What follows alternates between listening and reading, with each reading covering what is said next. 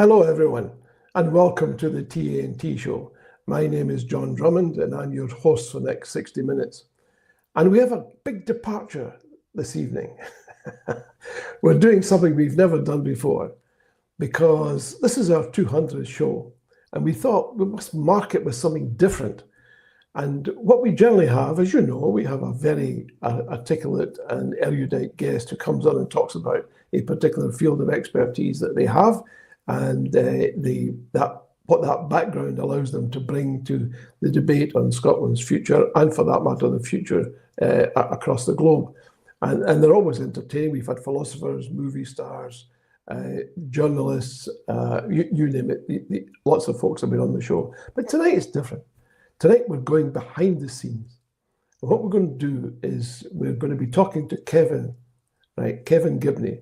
Now, some of you may know that Kevin is our producer for the show. He's the guy that does all the heavy lifting and all the hard graft behind the scenes. So as this is a special show, we thought, hey, why doesn't Kevin step out from behind the scenes and talk to us at some length? It'll be entertaining, it will be educational, because he brings special insights, not just to the show, but also about the independence movement. And anyone who cares about the independence movements really ought to care about what Kevin says. So we're going to do that just directly. But first of all, I just want to say again, as I say every week, that this has been a great day for British democracy. And let me explain to you what I mean by that this week. I mean, honestly, this is risible. But there you go. Much of British politics falls into that description. We're told that the government is heading on with bombing in Yemen and spending billions on Ukraine, fighting in Ukraine. There's talk of all sorts of resources being deployed in Ukraine, and also we're bombing Yemen. Now, there's two problems there. One is, where the hell did we find the money? Because the Labour government has consistently told us there's a £22 billion black hole, i.e. there's no money to support pensioners, there's no money to support poor and disabled people. We have to have austerity because we don't have enough money. But all of a sudden, when we want to go to war and spend money on armaments, there's oodles of cash. Where's it all coming from? How is it magicked into existence? Well, on previous shows, we've dealt with exactly that under modern monetary theory. But leaving that aside, it's a reasonable question. If we can do it to kill other people, why can't we do it to keep people alive? It's nuts. It's absolutely crazy. Here's an idea. Why don't pensioners, right, form something, for a better description, let's call it pistols for pensioners. In other words, stop being pensioners, start being an arms company, and go to the government and say, well, we're an arms company, so therefore we ought to qualify for all this largesse that you've just found. Impossible? Well, hold on a second. What happened in COVID, where again, money was magicked?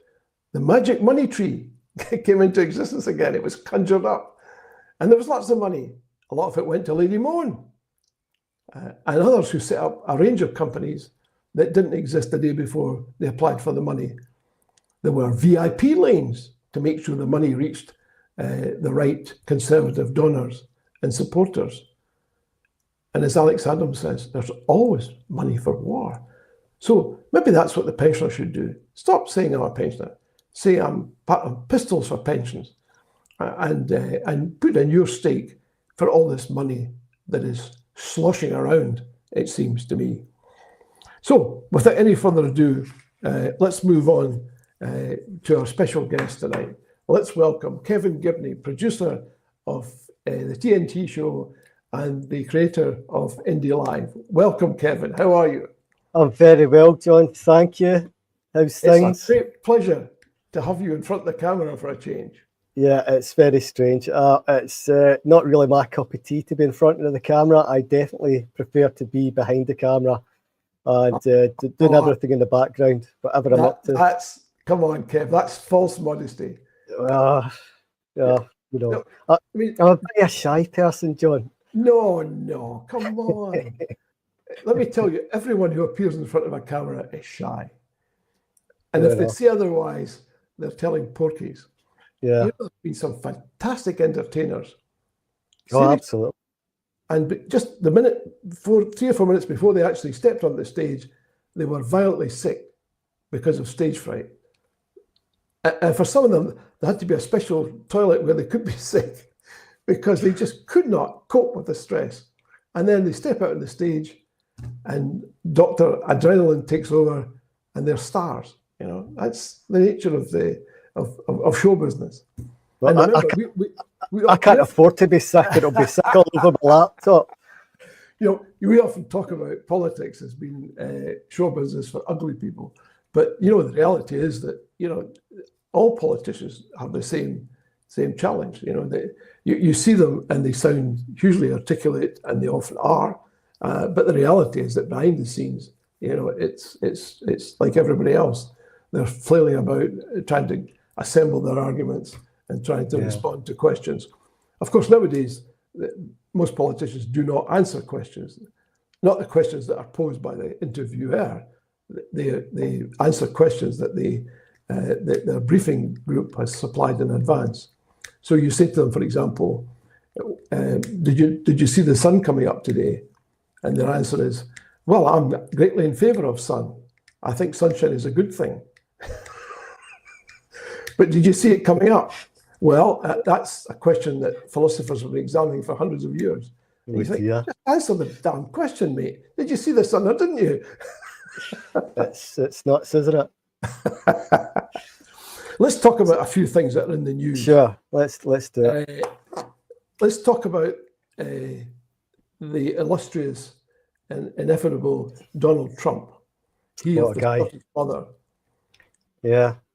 Donald Trump, things are happening all the time with him. You know, he's doing some mad, crazy thing. But that's 100 days, isn't it? Yeah. He's done 100 days. Yeah.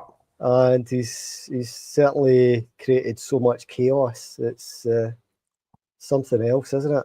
I can't say I'm shocked, but there you go. You're not surprised then? Not by Donald Trump, no. if you've been paying attention, I'm certainly not surprised by Donald Trump. Yeah. You know, he's a you know, what can you say about Donald Trump? You know, a narcissist, egomaniac, a very dangerous person. You know, and he's overturned the post-war consensus with allies. Everything's changed. So, you know. Don't you think in some regard, I'm not here to defend Donald Trump or any other megalomaniac, and there are so many of them, True, but don't you think the system needed a bit of a shake-up? Well, there's a shake-up and there's a shake-up, you know, and what he's doing in so many different ways, you know, is it's pretty horrendous. But you know, he's got still got plenty of support back in the US. You know, he's got support from other parts of the world. He's got a certain appeal, that kind of appeal to tyrants. You know, all it takes is a big man, strong man to sort out all the world's problems out. When the reality is, looking at history, they don't. They cause more trouble than they're worth. So, he's a very dangerous man. Yeah, the reality, of course, is that he'll be there for the next 4 years. Yeah, well, they've got the midterms coming up, haven't they? Well, still under 2 years for that, but I think is it the House of Representatives or is it the other one? The midterms, I'm not sure.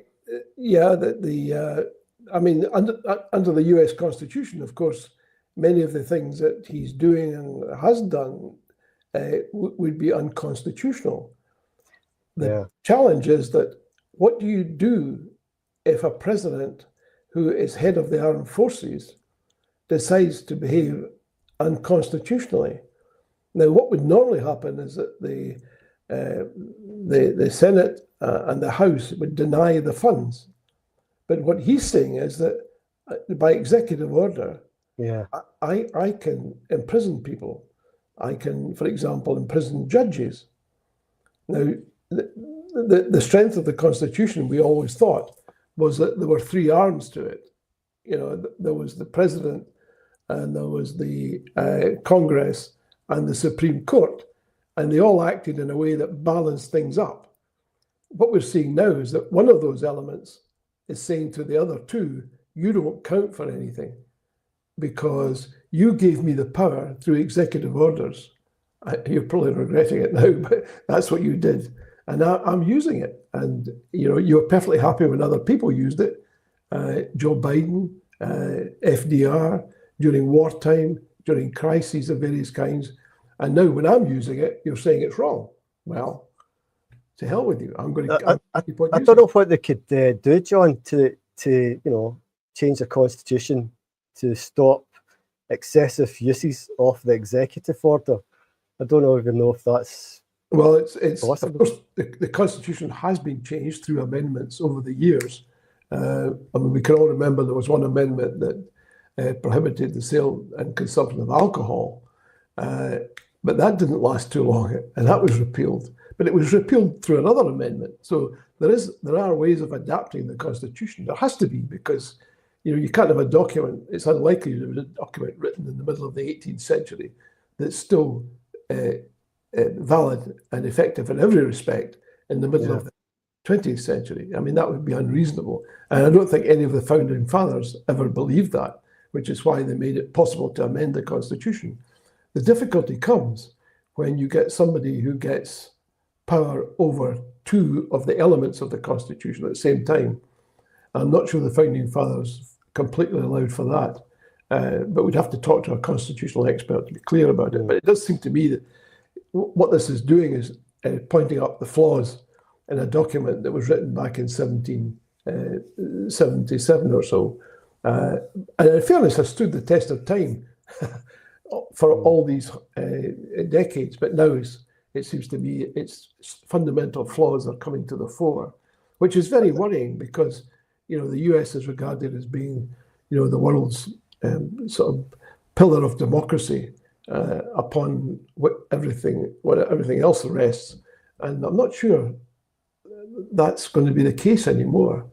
I mean, when you look at the situation, Kevin, and you think about the effect that Trump has had in 100 days, and then you try to factor in what's going to happen over the next 4 years, what is your thinking?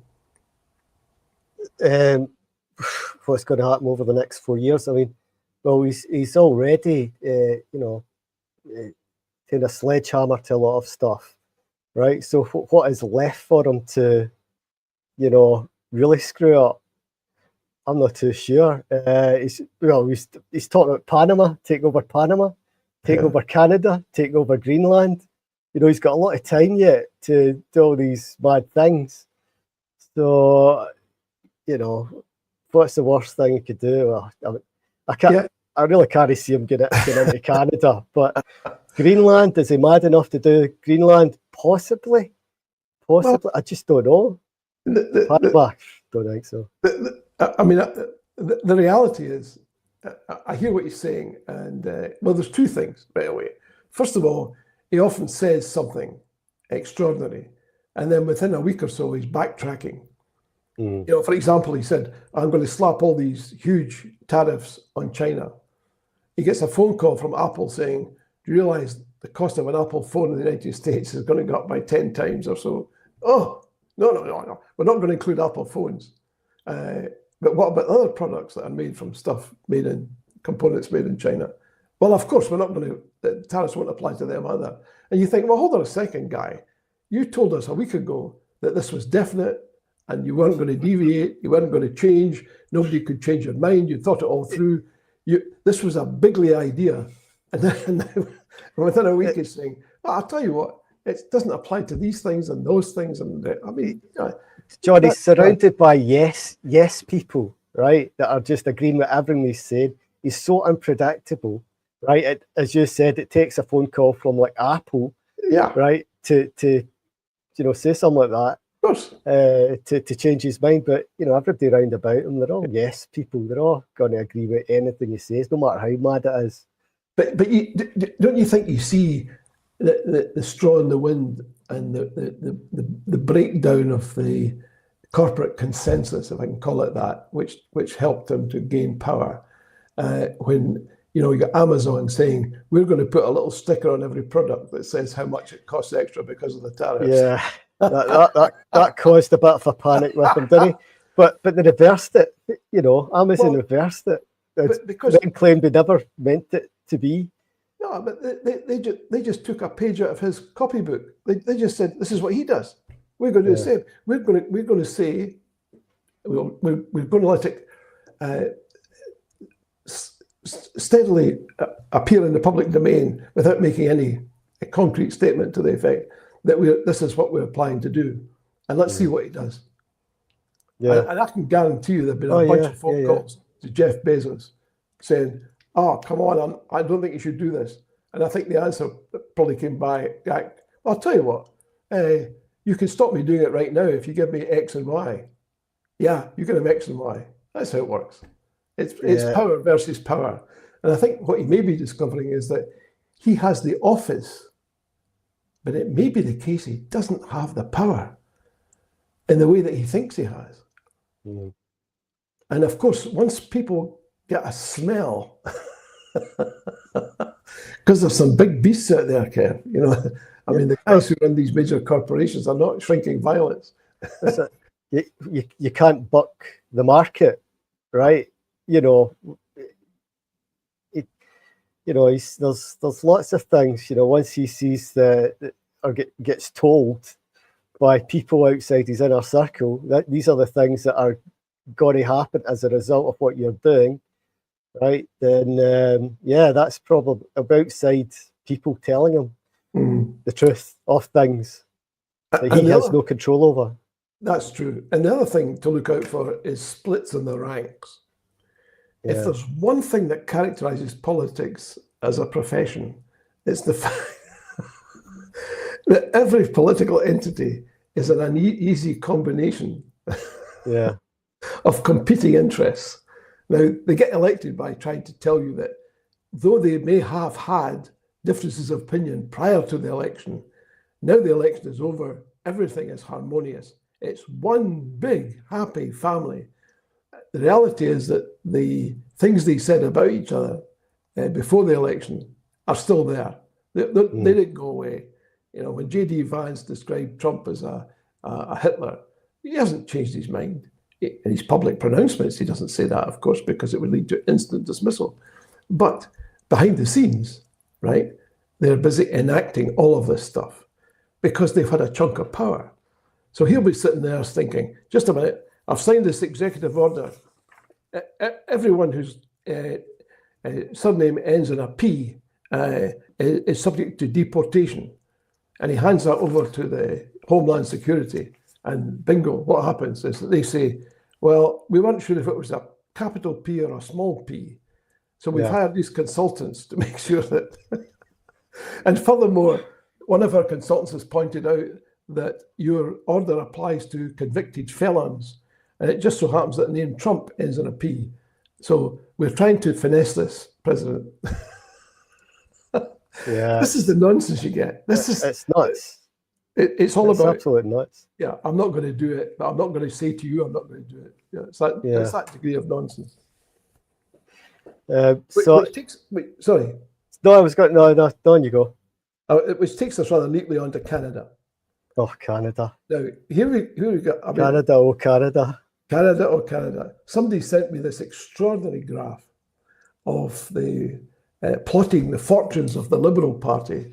That's right. Yeah, I saw that. Yeah. And right after Trump started talking about the Liberals were nowhere. So Trump. This is where Trump does good things.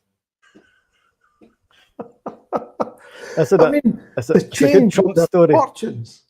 This is what we need, This is what we need in Scotland, don't you think? We need somebody like Trump to say to all the SNP supporters, I'm completely, I think Scotland should Scotland should be completely absorbed into England. Maybe that's what we need just before the next election, if that's the effect it had on the Canadian population. Because the Liberals were nowhere, for good reason. I mean, Justin Trudeau had run the country into the ground according to the Conservatives. And they were riding high. They were up here and the Liberals were down here. And all of a sudden the Liberals... I know. I think you're right. It's going to take, I don't know what it's going to take, some kind of shock like that. Scotland is being absorbed into, you can no longer have your national team, football team. That'd be a biggie. You know, I don't know. It's, a big shock. Well, you see, a lot of people might argue, what enormous difference would that make? I mean, we're sitting today, you and I, trying to absorb the news that Grangemouth is ended. And we're thinking, hold on a second, Trump couldn't have done any worse than that, perhaps. Yeah. Somebody in Westminster took a cold, hard look at the situation and said, screw you. Screw you. I don't care. You can stand up there, you can bleat, you can complain, you can say you're appalled. So what? What are you going to do? I know. And as long as I can place you in a position where you only say things and not do anything, hey, I can leave you, I can discount you. Do you know what? There's sometimes a lot to be said for gluing yourself to a gate to create a statement, right? I don't know. John Swinney gluing himself to a gate someplace, right, to try and help stop. I know it's just media stuff, but it's like it seems to have put out with a whimper. Scotland losing its oil refinery and 400 jobs, but as an industry, a major industry, you need it as a country. We're an oil-producing country, and we've got another country to close it. It's the lack of creativity, though. Let me posit this. I mean, I'm no expert in petrochemicals, and their production and their processing. I am not. I mean, I have an acquaintanceship with Mossmoran because I chaired a meeting of protesters there some years ago. But the reality is that's probably the extent of my knowledge. But the reality is that all of this oil comes from Scottish waters. And now I suspect rather, that various government agencies would tell me, oh, well, yeah, but they're in Scottish waters, but that's just a technical description. We have no control over that. And you say, well, maybe you should assert some control. Maybe that's part of the problem, is that, you know, the oil still has to get to refineries in the south or elsewhere. How does it get there? You know, and people might say, well, we fill up tankers in the North Sea. Well, maybe how do these tankers get supplied? I mean, how do the oil rigs, how are they maintained? How are they staffed? You know, I mean, my understanding is that the UK government actually paid the oil companies, unlike Norway, which charges them. Maybe the Scottish government should say, well, I'll tell you what, everyone who goes out to an oil rig, there's a charge on their company of £1,000 per day. So you can take away the refinery, but we're going to build another one with the money that was generated by taxing people. I mean, it always strikes me is that somebody in Westminster says no, and everyone here in administration says, okay, it's horrible, and you've treated me abominably and treated my people even worse, but hey, what can I do? We're not even making a nuisance of ourselves. Precisely. Right? Make a big enough nuisance, right? And force them to close the Scottish devolution parliament, right? And then you might see a bit of action up here. I'm not sure. I mean, it always strikes me that nobody in Edinburgh, I'm using that term for the Scottish Parliament, really, and particularly the Scottish government, many of whom have been invited on the show, as you and I both know. And nobody's come in. And they've all found that they don't have time in their diaries. Apart from Angus Robertson, who said, it's not something I really want to do, it's to talk to the Scottish people. I found that to be an appalling statement, and I still do. I would have thought a working politician would have bust a gut to talk to people who are particularly sympathetic to the main purpose for his existence, which is independence. He clearly feels otherwise. That's his right. But nonetheless, I find it strange. I'm astonished that other people don't find it strange, but there you go. The reality is that we have a situation where, according to the polls, and I think they have to be believed here, that young people are particularly interested and enthusiastic about independence. So what's the government doing to encourage these people? Well, it looks like, it's being ignored. I believe in Scotland polls, be part of the EU, and it's up into the 60s, well-being society, I think it's 70s, right? Yeah. All these polls are being ignored. What I have heard, right, is, because independence is low down in the priority for the polling, right, that they're not interested. And I'm thinking to myself, the reason it is so low is because of yous not doing anything about it. It's like you've got to create, a situation to make people believe in, to point out stuff, and they're not doing it, right? Oh, something. I don't know what's going on with them. I saw that piece, and I think it was Jerry Hassan you may be referring to. Of course, Jerry's been on the programme, and I have enormous respect for Jerry, and I hope he'll come back sometime. But the reality is that I think before every major election or referendum, if you ask people about constitutional change specifically, it comes low down. Because what you're saying to them is your choices are health, safety, I know, defense. It's ridiculous. You're positing an unreal choice. Yeah. And of course, people faced with an unreal choice come up with unreal answers. If you were to reframe it, then I think you've got a different set of... of course you would, John, right? See, the SNP, anybody in SNP that uses that as the excuse, right, is so wrong. Yeah. Right? And it doesn't wash anymore. It doesn't wash. I don't think so. But there's a high comfort level with selling people the notion that the SNP is in favour of independence, but just not yet. Gosh. Which is, frankly, what does that mean? Extraordinary, because that's exactly the same position as Her Majesty's government. Yeah, they say, of course we may have a referendum, but not just yet. And you think, well, hey, guys, I can't get a cigarette paper, if these still exist, between these two positions, really. I mean, you're both colluding with each other, it looks from a distance. Now, it may not be the case in practice, but increasingly in practice, it looks like there's almost a symbiotic relationship there, which is very odd for a party that claims to wish constitutional change. And here's another factor, and we've discussed this on the programme, and again, we've had no, I would suggest, intelligent answer to it, which is the SNP policy apparently is to have a constitutional convention. And we've yet to find out who's in charge of this constitutional convention and when it will happen. Now, you would think a party whose primary purpose is to change the constitution would have a convention to gather together everyone else who felt that was a good idea. But no, what happens is the First Minister has a meeting of people who are opposed to right-wing parties. And you think, that's ridiculous. What's all that about? Like, I mean, it's like low-hanging fruit. Yes. There's the big fruit of independence, and that's put to one side, and these little sort of tiny apples are clutched at, as if to say that this is just as good, or, dare I say it, more important.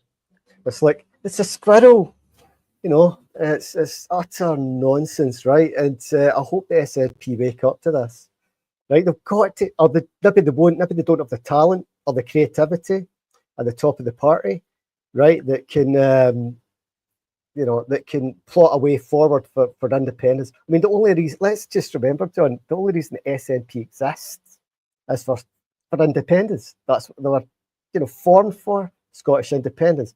Everything else is management. How well they manage, right? And the government, right? Fine, right? But their sole reason for existing is Scottish independence, right? Well, And let me drop that, then they're just in a political party, right? Well, let me extend that argument just a little bit further. If the SNP steps aside from that primary goal of independence, effectively they've just become a bigger town council, because they're then no different to a town council. What they're saying is, fundamentally, deep down, we agree with the construction of the state as it is. But within that construction, we're going to do little bits of different things. So in the way that perhaps Newcastle might do things differently from, say, Manchester Council, and I can't. But that's not. They don't want to change the constitution. But the SNP's primary aim, I always thought, and when I was a chairman of its constituencies, it was to bring about constitutional change. If you drop that, you may as well find yourself regarded as an enlarged, amplified town council, because that's all you are, effectively. You're happy to talk about the drains, and you're happy to talk about small modifications to one or two internal structures. But the reality is, unless you change the actual constitution, the person in charge of the constitution will change it on you. They will say to you, that little change you wanted to make, which most countries regard as very modest, you're not going to be able to make it. Why? Because I haven't decided if I'm going to make it. And you think, well, I'm just a town council then. And when I say on the show, and I say it with some passion, but I think it's increasingly the case, is that the First Minister sees Scottish politics through the wrong end of a municipal drain pipe. In other words, it's about we can alter the dimensions of the drain pipe, but we mustn't ever talk about the building itself. And that's troubling. But for me, it's troubling. Maybe I'm wrong on this. Yeah, I mean, the SNP, it feels like they've just been led by the nose by Westminster. There is nothing there. There is nothing in the independence front that gives me hope that they've got people at the top working and stuff, right?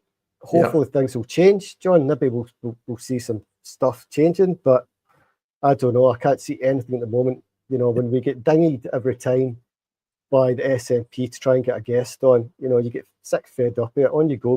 Go to the usual mainstream media. I know they have to do that. They have to do it. Yeah. But they'll hate you anyway. They hate what you are fundamentally. Mind you, probably not now because they're not really pushing independence anymore. We invited John Swinney to come on the show. Aye. And they couldn't find a time. I switch on social media, and there he is with a podcaster. And I'm thinking, hold on a second, he can find the time to go and meet a podcaster in Glasgow, but he can't find the time to come on the TNT show or Indie Live. What's that all about? I mean, it's nuts. And I'm going to be really controversial now. Right, I'm going to be really controversial.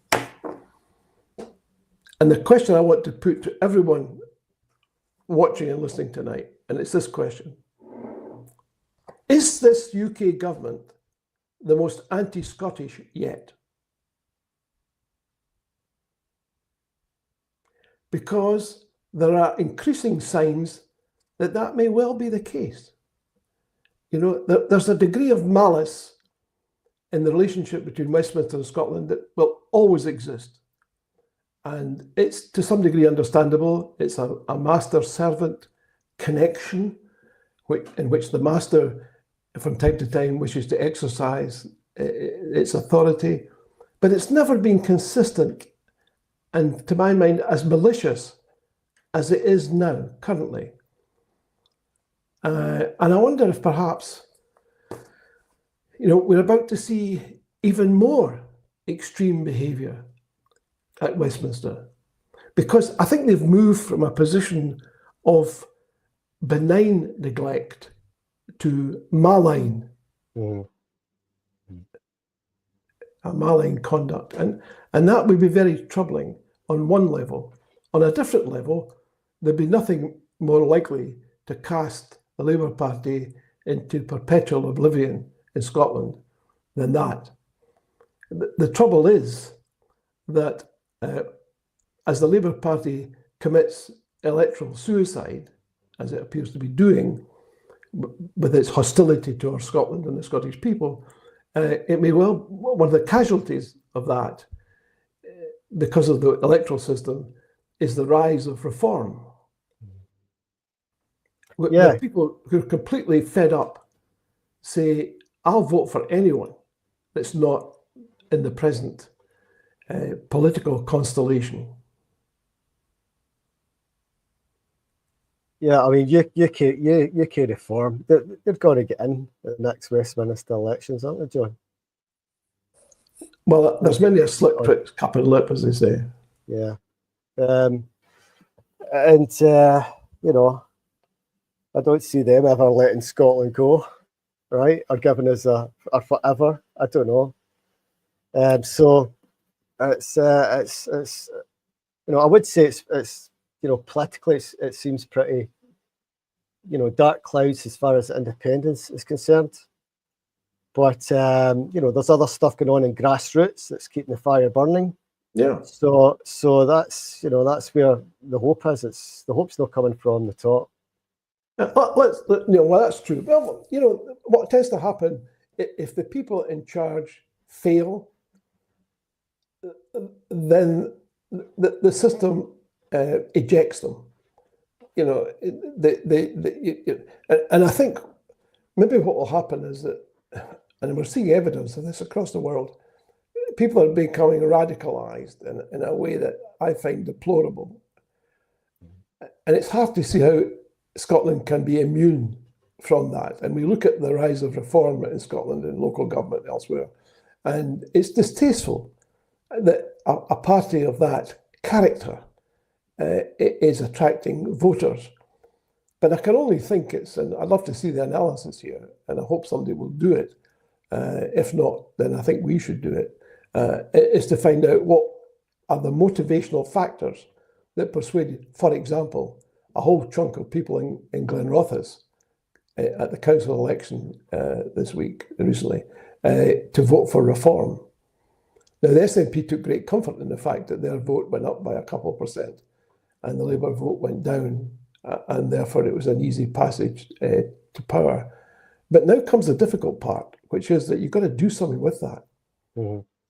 And constantly saying that some big guy in Westminster or some tiny person in Westminster, more likely the case, some feeble individual who has not much clout outside their own bailiwick, discovers that they can beat up on Scotland anytime they like, because all that's going to happen is somebody will say, I'm appalled, and then just carry on.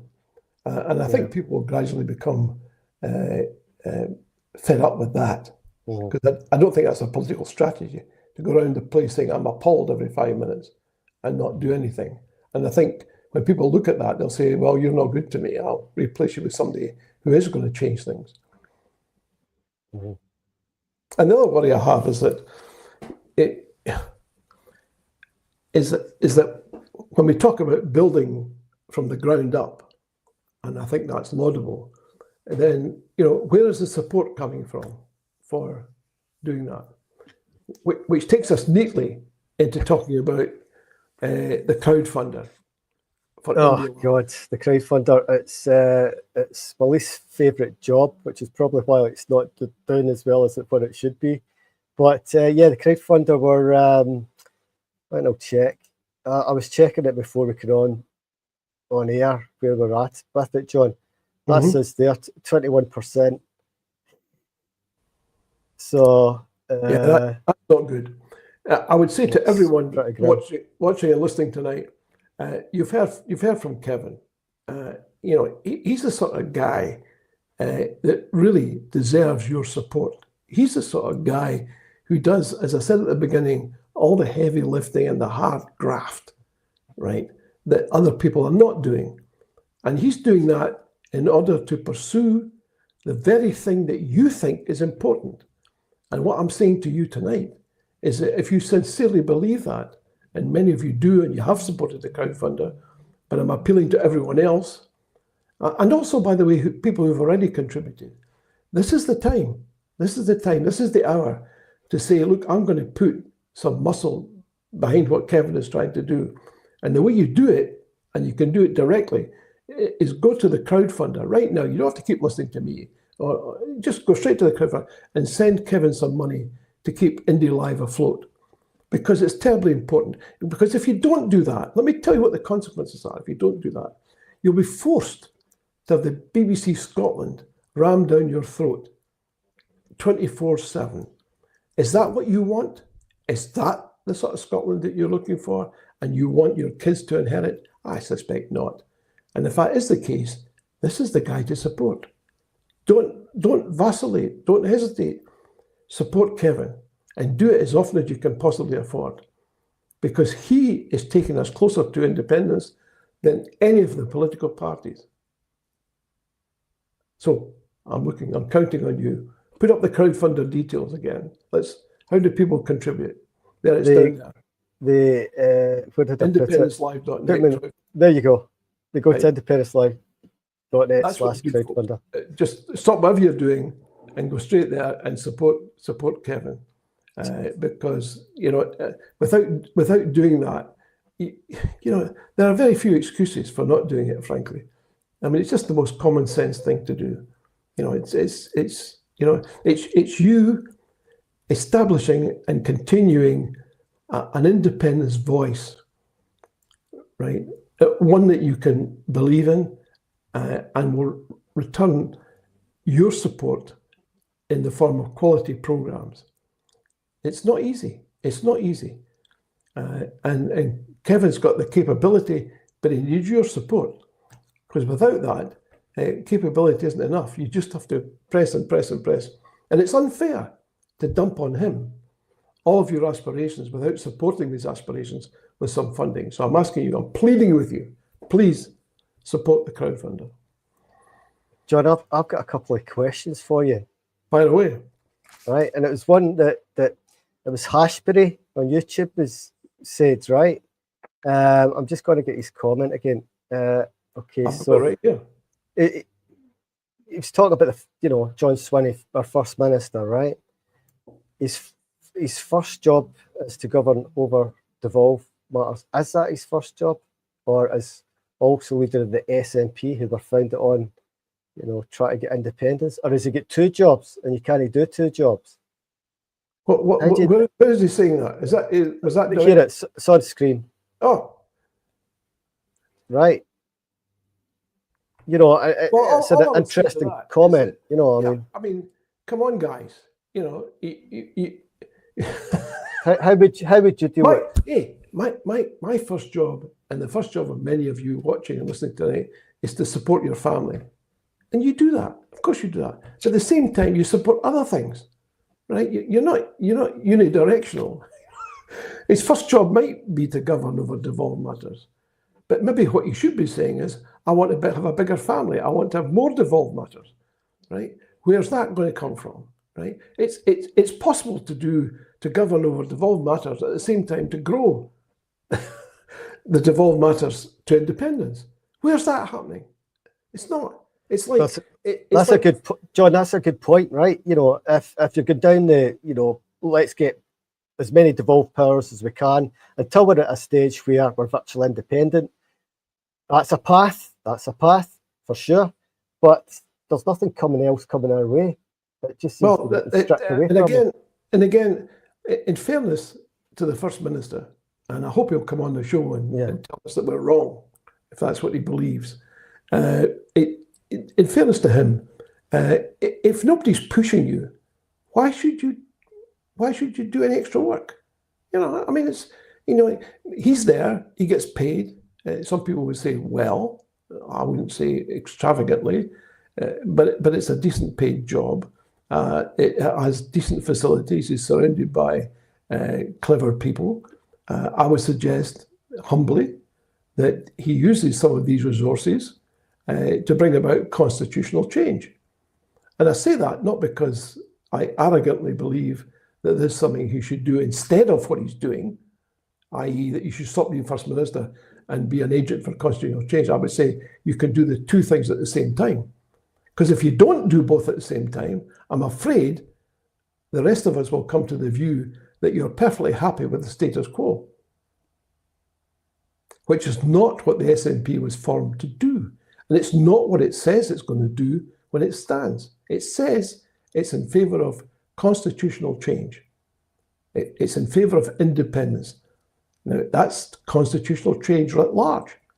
So you have to, it seems to me, you can perfectly easily change things. I mean, take a simple example. I mean, God, this is so simple, it doesn't even bear talking about. But the reality is, Alex Salmond took over something called the Scottish Assembly. Right? He changed the name. He changed it to Scottish Government. Some people at Westminster objected. He said, go off and object. I'm doing it anyway. You know, this is the sort of thing you should. I mean, that's a simple example. There are many, many more. And my worry is if you don't do it, and you don't demonstrate that independence of thought and mind, then you will be classified by the powers that be as a lackey. I'm sorry to say that, as a lackey, is somebody who will always behave. Right? Now, I grew up, let's be candid, I'm going to true confession time now. I grew up in a school system where the ideal behavior at school was to sit up and shut up. And there was a guy out front, usually a guy, once in a while there'd be a woman, but this guy had a strap which was about almost a metre long. It was bifurcated at the end like that. And I think they were made in Lochgelly in Fife. I made it out of leather. And from time to time, when I misbehaved, he would take me out front and he would say, hold out your hands like this, one hand under the other. And he would hit me 6, sometimes 12 times. And then he would say, hope you've learned your lesson. That passed for education. Yeah. At the school I attended. And it was well regarded, I have to say. But that is not what I would regard as being an ideal educational regimen. It's now completely unacceptable, but back then it was regarded as being commonplace. So what I'm saying with all of this is that things change. And the people who bring that change about tend to be the beneficiaries of it sometimes. I know what many of you are thinking. You're thinking about the old cliche that all revolutions devour their own children. Well, that may well be true. But there are people who benefit from every major change. And believe you me, Scotland is as far away from a revolution as you could possibly contrive. We're as unrevolutionary a country. So Hashbury said, John Swinney has repeated his commitment to independence. It's not a commitment you want. It's a plan. Right. I can say I believe in apple pie and motherhood. You don't know that for sure until I actually support apple pie and motherhood. I do something that makes you say, oh, now I understand that he supports motherhood and apple pie. Simply saying it isn't enough. In fact, it could be counterproductive, because if I say I believe in motherhood and apple pie and I don't do it, right, I become diminished. I get diminished not just in your eyes, I get diminished in my eyes. And that is disastrous, because as soon as I start to feel inside less, then the other guys have won. And we shouldn't have that. We should say, you can say, and I'm glad that you said it, as a commitment, let's see action. Let's see action. I want all of you in all your branches, wherever you are, constituencies, to write to John Swinney saying, I welcome your commitment. I would now like to see the action. And may I suggest that you, as one of your first acts, you form the Constitutional Convention that you promised to do 12 months ago. That would be something simple and straightforward. But until you do these things, and you notice the difference between talking and doing, you have to do it. If you do it, then people will respond. But they will not respond to empty rhetoric. Right? And that's the difference. And that's what's important, and we have to move away from rhetoric and hot air to doing things that people say, oh, thank goodness, you've stood up, you've made a change. They didn't like you for it, but we love you for it. We love you for it. And unless you re-inject that feeling of enthusiasm and commitment, I'll tell you, things will wither, because there's no such thing as the status quo. People will sometimes say, well, it doesn't exist. Frankly, you go out and change the world, right? Or the world will come to you and change you. That's the reality of it, right? And right now, Scotland is waiting for the world to come to it. Don't do that. That's a lousy strategy. Because when the world comes to you, it has not your interests in mind. So you should go to the world and change it, rather than have the world come to you and change you, because you will not like what the world does to you. I can guarantee you. But you can have real faith and hope. And if I'm right, and I mean, I'm happy to accept that I'm wrong, that this is the most anti-Scottish Westminster government ever, then you're perfectly entitled, it seems to me, to be forceful and to be forthright. And I would encourage you to do that, because otherwise you become less of a person. And that's not healthy for society. It's not healthy for you as an individual. So when I say support Indie Live, then that's part of what you can do, right? You're not restricted here. You can actually do things. And I think it's important to do these things. Sorry, Kevin, I've talked too much. No. I was just thinking, John. We've got the benefit cuts. Disabled benefit cuts. We've got the closure of Grangemouth by the English political class down at Westminster. Right. There's so much rage and anger there. Right. Sometimes it needs to be directed somewhere. Well, there's an all under one banner Glasgow March and Rally on this Saturday, and in Glasgow. So I would definitely, encourage everybody to get along to it. The weather looks as if it's not going to be thrashing with rain, so please do try and get along to it. And of course, if you can't make it, we'll be live streaming it. Independence Live will be live streaming it. Okay, so if you can't make it, tune into the live stream and share and promote the live stream. Yeah. Okay, so that's getting a bit of action there. Obviously, there's different ways you can do activism. Some you can do from your computer, right? Yeah. There's all it takes is ideas, right? All it takes is ideas, and then looking to progress those ideas into action and making things happen, like Artists for Scottish Independence, Academics for Scottish Independence. Right, it starts off with the seed of an idea, and you can make these things happen. So, talking about artists, they've got 2 live projects coming up. Artists for Scottish Independence. They're organising in Discord. They're getting more artists involved. There's also other people who've got an interest that bring skills to it, technical skills or whatever that are on there. So they'll be doing real world live events in the real world, right? So you can have ideas, right, that can encourage others to get involved, John. And you've done that in the past, with the Constitution, with Scottish Independence Convention. I'm glad you raised that, because Helen Lewis has just come on and said, I noticed that has always been all mouth and no trousers. I think my wife would find that surprising, but there you are. Never saw him out on the street campaigning, despite being chair, in inverted commas, of the constituency.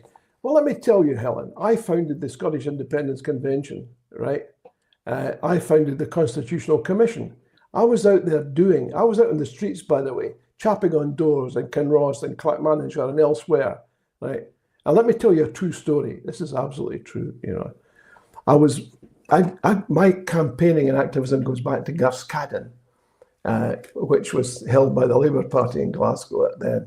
And I remember going up the tenements where there was no lights on the tenement stairs. And I got to the tops of this tenement building and I knocked on the door. I was terribly keen to implore the occupants to vote for independence. And there was no answer and there was no light. So I started to make my way down the stairs, and I bumped into something, and I leant down, and there was a huge dog, a huge Alsatian. I couldn't see it, but I could feel it. And I tried to bypass it in order to go down the stairs because I didn't know how friendly this animal was. And it started to growl. With that, the door opened and a shaft of light came down the stairs. And I looked up, and here was this guy who was wearing only a simit. He had no trousers. And he was framed in the door. And I turned around and I thought, now I'm looking up at this guy because I'm halfway down the stairs. And he says, "What you want?" I said, I'm campaigning for the SNP. He says, "What you mean campaigning?" I said, "Well, you vote for the SNP." He says, "That for the SNP." I said, "Oh, I'm disappointed." "No, twelve here for the SNP." So I've done my bit out there. I've done my bit on the streets. I don't have to have anyone tell me, "Hey, it's tough out there and it's raining and all the rest of it." I've done my I've done the door chatting as well. So, Helen, I wish you every success, and I wish the very best for you. But get your facts right, please. So, I think we've probably exhausted the audience as well as ourselves. Yeah, do you know what? I never got to ask you. Can you remember, or do you have your top show? Do you remember somebody? We've done 200, John. Is it anything? I mean, we've not really talked about that. We've been talking about Donald Trump and. But that's okay. That's okay. I know it is. Yeah. Oh, we've got Pat Kane coming up. We have Jason Pat Kane coming up. Don't we? Jason Beard and India up coming up next week. Then Pat Kane the week after that. And we continue, despite having been round the block for 200 times, we continue to be invigorated, reinvigorated, refreshed, and set to go again. That's what happens if you've got a tradition of being out in the streets, knocking on doors, and being abused in Gerskaden. But see, the good thing about getting some of these guests on, I can reel them in to other ideas. Like I can't wait to get Pat Kane on, right? Oh yes, to artists for Scottish independence. Yeah, wouldn't that be good? Oh, well, I think we've given it our best shot tonight, Kevin. I'd like to thank you for being producer and guest. Thank you for being host. And there's very few people can handle the two things at once. And I would implore John Swinney to take a lesson from you and how professionally you've done. Because your first job is producer, but you've been an interviewee as well. So if you can do it, so can he. There we are. Absolutely. Thank you again. And could I wish everyone a very happy and prosperous evening, and enjoy the footy if that's your wish. And we look forward to seeing you all and hearing you all. And thank you for your questions next week at 7 o'clock. Take care. Good night, everyone. Bye now.